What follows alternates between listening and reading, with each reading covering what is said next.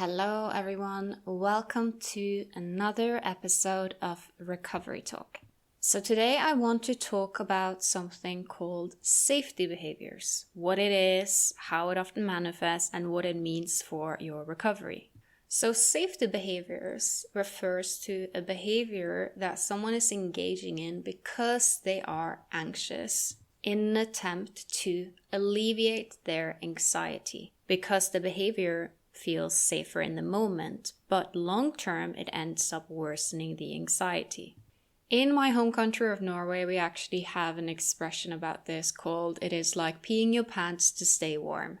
What happens if you do that? Well, it feels warm in the moment, but then eventually it's going to get kind of cold, right? And safety behaviors work in a similar way, where in the moment, they may feel like it alleviates the anxiety somewhat, but long term, it reinforces the anxiety further. And in this episode, I'll explain a bit why. So safety behaviors can exist outside of the context of eating disorders. For example, you very often see it in people with anxiety disorders or in people with obsessive compulsive disorder. Great example of the latter would be, imagine someone who have obsessive compulsive disorder and one of the compulsions is around door locking and checking that the door is locked. Going and checking, did I lock the door? In the moment, it may feel like it really helps with the anxiety that they're feeling. But long term, it reinforces that pattern of constant checking behaviors. And typically, part of the treatment there would be exposure therapy, and that would mean sitting with the discomfort of the urges of, oh my God, I really feel like I should check the door, and not doing it, and instead sitting with it, because by doing and giving into the compulsions, you're reinforcing the cycle. In the context of eating disorders, it can sometimes be harder to identify a safety behavior because safety behaviors can exist on a continuum, right? So you can have certain behaviors that are just really obviously a safety behavior and it's very easy to spot and identify. But then typically what happens is that you have certain behaviors that are so subtle and sneaky and so ingrained that it's hard to even realize they're there. This is one of the main things that I work with coaching clients, whether as one-on-one coaching or in group coaching. In my upcoming group coaching program, this is a huge focus and identifying the sneaky behaviors that may be super ingrained and you don't even realize it's happening, target them, and then rewire them. I genuinely believe that the difference between quasi-recovery and being fully recovered is the ability to really target a lot of these behaviors. Of course, there's also the very, very important aspects of refeeding, weight restoration, rest. These are absolutely essential. But a lot of times people forget to focus on the sneaky safety behaviors. And then they wonder, why do I not feel free? Why do I still feel so trapped? Not realizing that so much of their day-to-day behaviors is rooted in actually safety behaviors that is an attempt to alleviate the eating disorder anxieties. So let's start with some typical examples of safety behaviors. One thing that I see a lot when working with people with eating disorders is safety behaviors that are around alleviating the fear of one's hunger. So I've already done a podcast episode titled Fearing Your Hunger, which is about this very common fear that people with eating disorder have around their own hunger. And when you really unpack it, you often see that a lot of eating disorder behaviors are actually around managing hunger and a fear of being hungry or being quote unquote too hungry. You often see behaviors such as filling up on low energy foods, not allowing yourself unlimited access to food, pushing meals. The irony of a lot of these behaviors is that it actually ends up making you hungrier.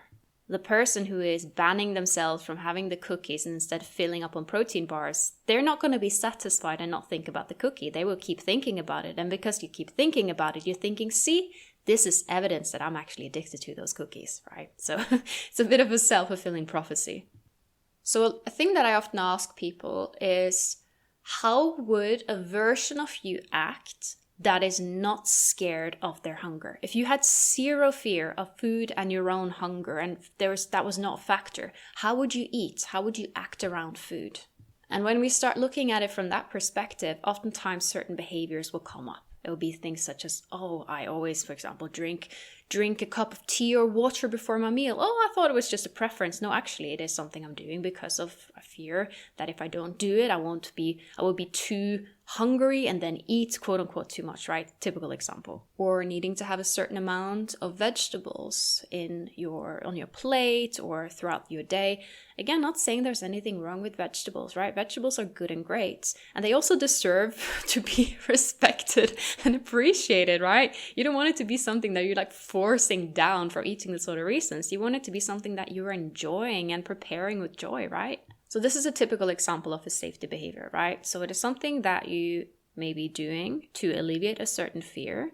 So in the example here, fear is, what if I get hungry and I can't control it? I always need to manage my hunger. What if I get no.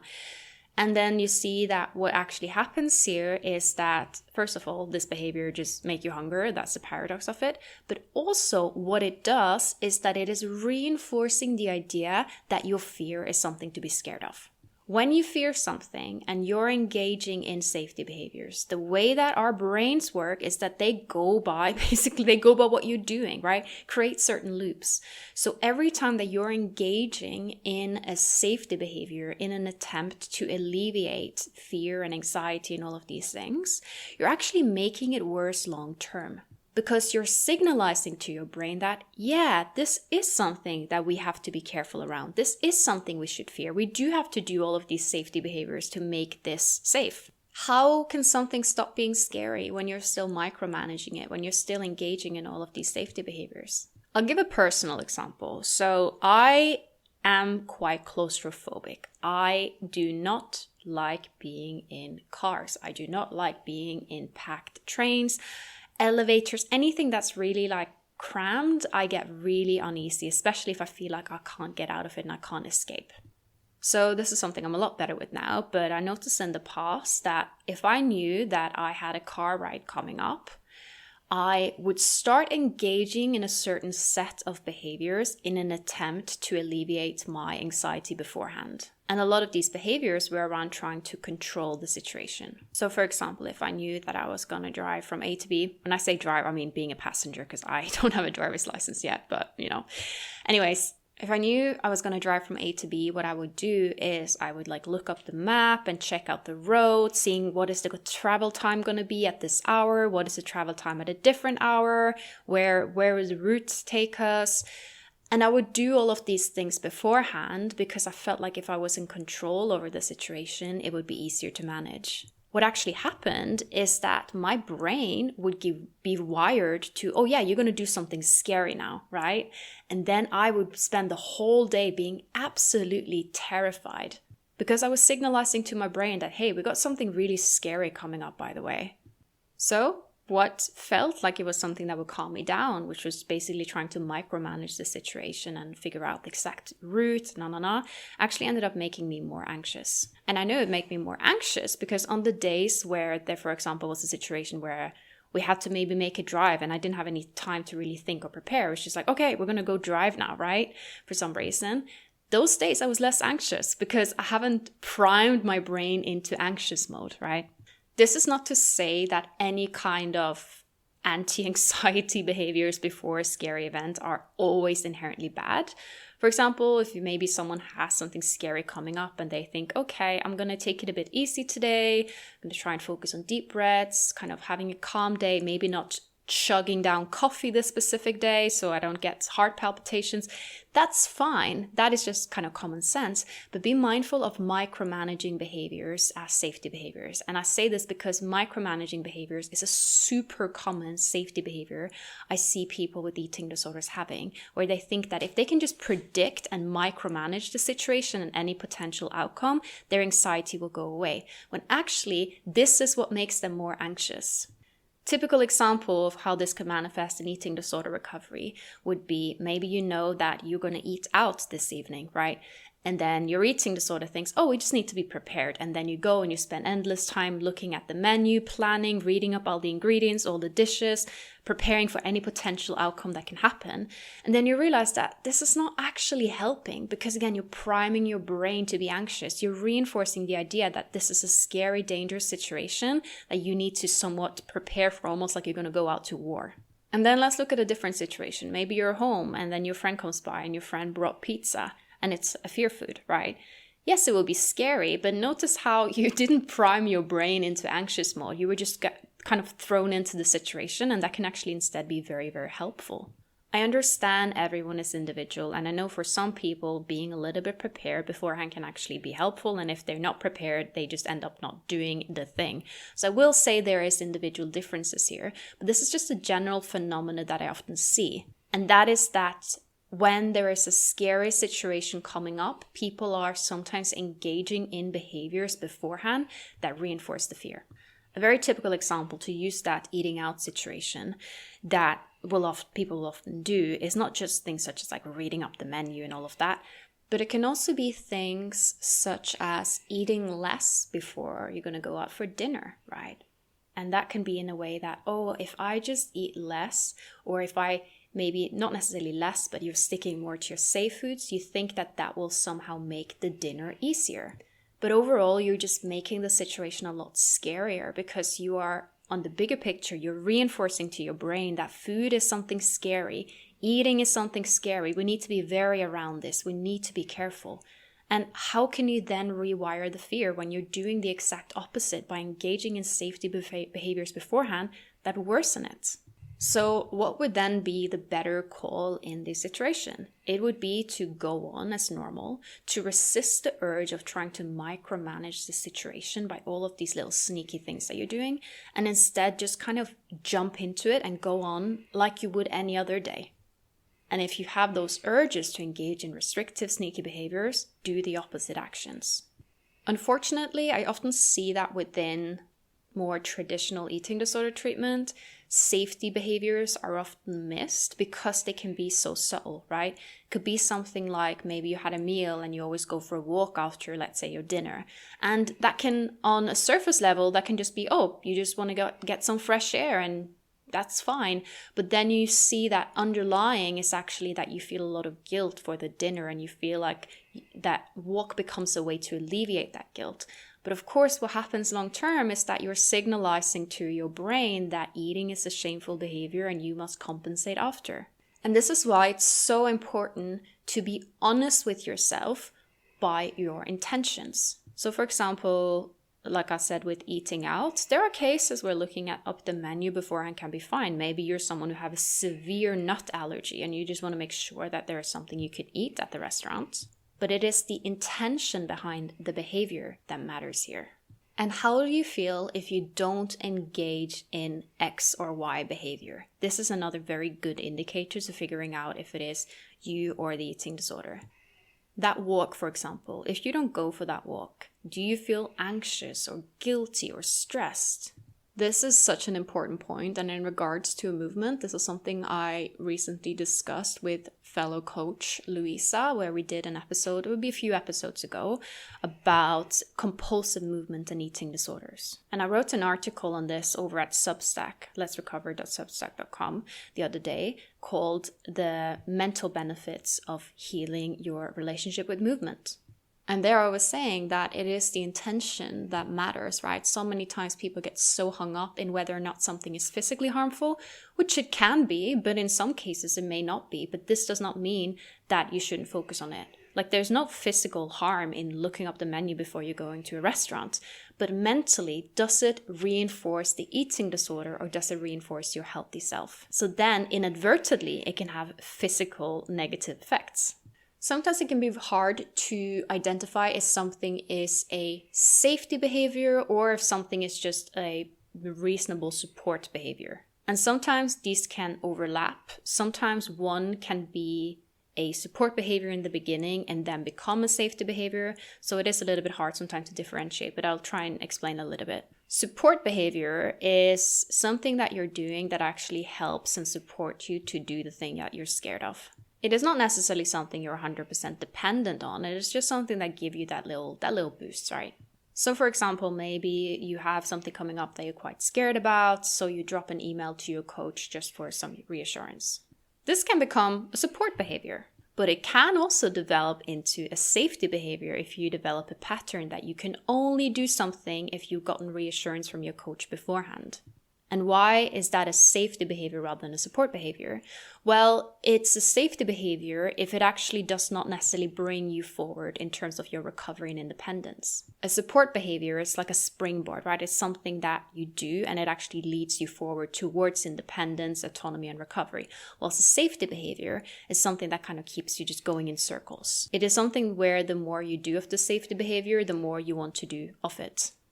So the whole point is that a safety behavior is something that is not productive. It's something that long-term creates more damage, whilst a support behavior is something that actually helps. It is not something that damages you.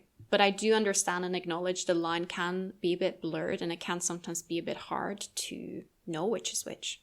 And sometimes maybe in, for example, earlier recovery, someone need more, maybe for example, they need their parent to take a very involved role and really push in terms of the meal. But then there comes to a point in recovery where they know that this behavior is no longer really needed or really productive, and hanging on to it will instead become a safety behavior where you're taking away your own autonomy, where you're thinking, oh, I will only finish my meal if my parent is encouraging me or is there to support me doing so. So behaviors can evolve. Our needs can evolve. Perhaps there was a point in your early recovery where looking up the menu was the only way that you would actually go out to eat. But now you know that you're just doing that behavior because it feels nice and comfortable rather than this is something you absolutely need. So be mindful of this as well. And don't hold on to behaviors or support needs that you know that you have outgrown. When it comes to safety behaviors, they don't necessarily only show up in food. They can also show up in body image. So a good example is body checking.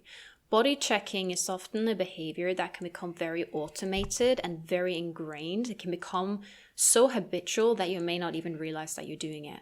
Oftentimes, behind body checking, there is a need to control, a need to micromanage, to feel like you're in control over a certain situation. It goes a bit back to what I said, right? You may feel that by constantly measuring your body, whether weighing it or doing certain hand movements to check how things are and how things are feeling, you feel like you are controlling your body. And then you're wondering, why do I not feel okay with my body? Why am I not able to embrace the bodily changes and let my body find its set point? Well, you're engaging in all of these behaviors that is sending the exact opposite signals to your brain. Eventually, you will have to let go of those behaviors and let go of that control. And only that can really signalize to your body that, okay, this is not something we're focusing and worrying about anymore. The more time and energy you are giving something, the more your brain will register that this is our priority. This is what we're focusing on. That's just how our brains work. So this is why it's so important to have that self-awareness and to be very, very mindful of how this shows up in terms of your behaviors. You can't necessarily always control your thoughts. Yes, you can catch yourself when you're going in an overthinking loop and be like, okay, I'm not going to go there. I'm going to focus on something else now. But a lot of times, trying to directly control your own thoughts and feelings is just going to end up you beating yourself up for thinking or feeling a certain way. Instead, keep an eye on how behavior is impacted. Okay, you have all of these thoughts about your body and you hate your body and you're scared of weight gain and no. Okay, fine. But how does this show up in terms of your behavior? Focus on what you actually can control, and your behavior is something that you have more control over than you often like to believe. I know this is difficult, especially when it is things that you're doing that are so ingrained that you don't even realize that you're doing them. And this is where, having some form of support is very, very helpful. Working with someone can help you identify it. But chances are that even today, you probably can immediately think of a few things that you know that you're doing that are safety behaviors from listening to this episode. And I want to encourage you to try and really take this into consideration. What does these behaviors lead you towards? Like, what is the long-term outcome of constantly engaging in these behaviors? Will it really help the fear, the underlying fear, or will it just strengthen it? And how can you instead implement opposite actions? If you didn't have this underlying fear, how would you act? around your body, around food, around movement, and then act more in alignment with that. We become who we repeatedly act like. So if you are repeatedly acting like someone who is terrified of weight gain through your actions, then of course that fear is just going to be reinforced. But if you are acting as if you are not scared of certain foods, you are not scared of weight gain. I'm not saying you necessarily have to feel this way. I'm saying if you acted as if, then chances are you would actually notice that you have less of those fears, right? That is the paradox of it. Yes, this is a little bit like fake it till you make it. And don't get me wrong, I'm not saying you should not be authentic or open to the fact that, yeah, these things are hard. I am more talking in terms of your actions. And I know that for a lot of people, this can be a very helpful reframe, right? Could be something like, okay, yeah, I am really scared to go out and eat with my friends, but I'm going to do it because I want to be the type of person that is able to do that and enjoy it. And maybe I won't enjoy it now because I'll be so terrified that the whole dinner would just be about getting through it. But I know that I will have to do it scared multiple times before I can do it calm. Or maybe you're even able to find some enjoyment within all the fear, right? We do know excitement and anxiety, they are very similar in the body. Act in alignment with the version of yourself you want to move towards. Once you're doing that, your life will go a lot easier. Not just in the arena of eating disorder recovery, but in so many other arenas as well. And when I say this, I'm of course referring to your true self, right? I'm not referring to the version of yourself that your eating disorder wants you to be. If you check out the episode I did last week, I was talking a bit about how an eating disorder can affect how you feel about the world, about yourself, and how about other people. The episode is called How an Eating Disorder Impacts Mood and Emotions. So do check that out if you're a bit confused, like, oh yeah, but I want the future version of myself to be super skinny. So that means I should engage in eating disorder behaviors, right? Chances are that's not really your true self talking. Safety behaviors may make you feel better in the moment, but long term, they are just reinforcing the anxiety. Instead of engaging in a safety behavior, sit with the discomfort. This is so important for recovery. You can't recover and just avoid all discomfort. That's not going to happen. That's not really recovery. Instead, you're going to have to accept that, yeah, there will be anxiety, fear, guilt, doubt, all of these things. And that's okay. It is not a sign that you're doing something wrong. It's a sign that you're doing something right. So whatever it is that you're avoiding and fearing, do the thing. Okay, guys, I hope you enjoyed this week's episode. If you are enjoying this podcast, feel free to leave a rating and also share with a friend or share with someone who maybe need to hear this right now. For more articles and bonus podcast episodes, head over to letsrecover.substack.com. And you can also check out my website, letsrecover.co.uk, for coaching, group coaching, one-on-one coaching. I do currently have a waitlist for coaching, and my waitlist is closed, but I am doing group coaching. So if you're interested in that, you can join in. We are starting in 2 weeks. And you can also give me a follow on Instagram at Amalie Lee or at letsrecover.co.uk. Have an amazing day and week ahead, guys.